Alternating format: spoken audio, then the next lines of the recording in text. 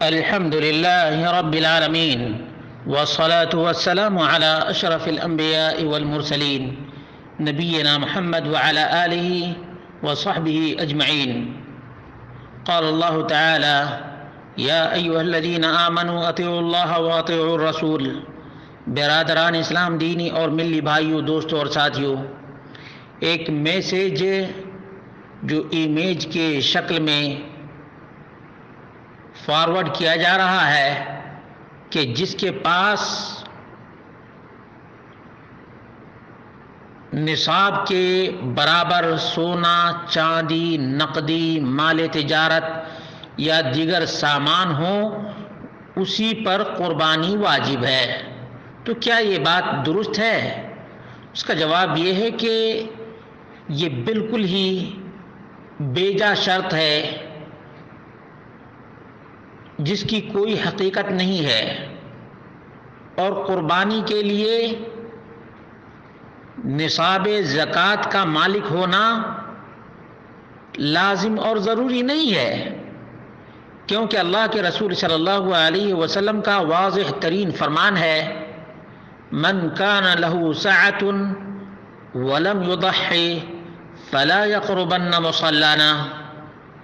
یہ ابو ہریرہ رضی اللہ عنہ سے مروی ہے اور صحیح روایت ہے. صحیح الجامع میں ابن ماجہ کی 2123 نمبر ہے، اور یہ ابن ماجہ کے الفاظ ہیں. مسند احمد میں 8273 ہے کہ جو مسلمان بھی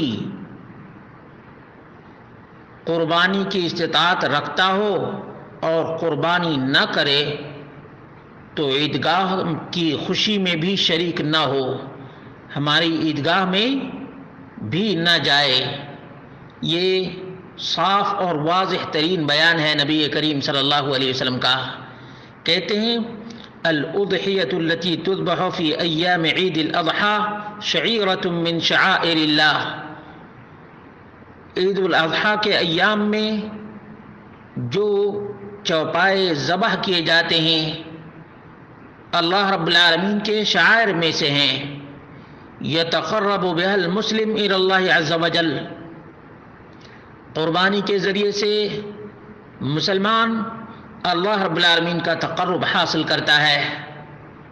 وقد ضحى النبی صلی اللہ علیہ وسلم عن نفسه وعن امته.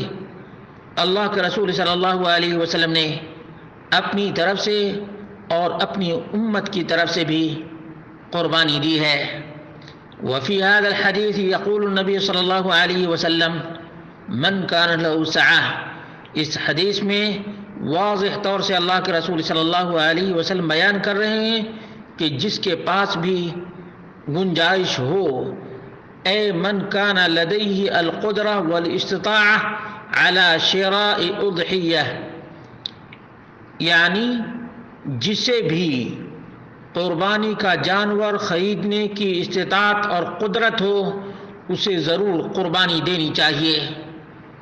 اور یہ بات بھی یاد رکھیں کہ اللہ کے رسول صلی اللہ علیہ وسلم پر زکوٰۃ کبھی فرض نہیں ہوئی، اس کے باوجود بھی ہر سال آپ صلی اللہ علیہ وسلم قربانی دیتے رہے. مدینے میں ہر سال قربانی دیتے رہے ہیں، یہاں تک کہ سفر میں بھی اللہ کے رسول صلی اللہ علیہ وسلم نے قربانی دی ہے. صحیح مسلم کی 1975 نمبر کی روایت ہے. عن ثوبان قال ذبح رسول اللہ صلی اللہ علیہ وسلم ضحیتہ. اللہ کے رسول صلی اللہ علیہ وسلم نے اپنے دست مبارک سے اپنی قربانی کی. ثم قال، اور پھر آپ نے فرمایا: یا ثوبان اصلح لحم هذه. اس قربانی کے گوشت کو بناؤ اور تیار کرو. فلم ازل اطعمه منها. تو میں اللہ کے رسول صلی اللہ علیہ وسلم کو قربانی کا گوشت کھلاتا رہا. حتی قدم المدینہ، یہاں تک کہ آپ مدینہ پہنچ گئے. امام نووی اس سلسلے میں کہتے ہیں: فیہ ان الضحیہ مشروعۃ للمسافر. مسافر کے لیے بھی قربانی مشروع ہے. کما ہی مشروعۃ للمقیم، جیسا کہ مقیم کے لیے مشروع ہے. معلوم یہ ہوا کہ قربانی کے لیے جو لوگ مالک نصاب ہونے کی شرط لگاتے ہیں یہ بیجا اور باطل شرط ہے جس کی کوئی حقیقت نہیں ہے۔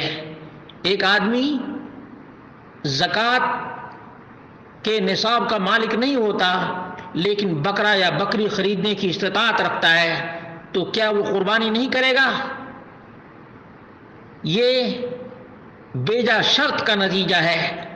اس لیے ایسے لوگوں کو اللہ رب العالمین سے ڈرنا چاہیے، اور جو شرط کتاب و سنت کے اندر نہیں وہ شرط اپنی طرف سے ایجاد نہیں کرنی چاہیے۔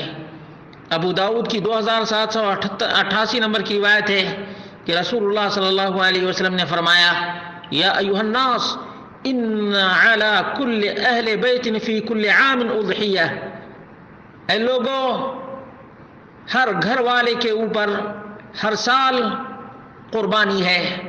شیخ ناصر الدین الالبانی رحمہ اللہ نے صحیح ابو داؤد میں اس روایت کو حسن قرار دیا ہے، اور نبی کریم صلی اللہ علیہ وسلم کا عمل بھی اس پر دلالت کرتا ہے کہ قربانی کے لیے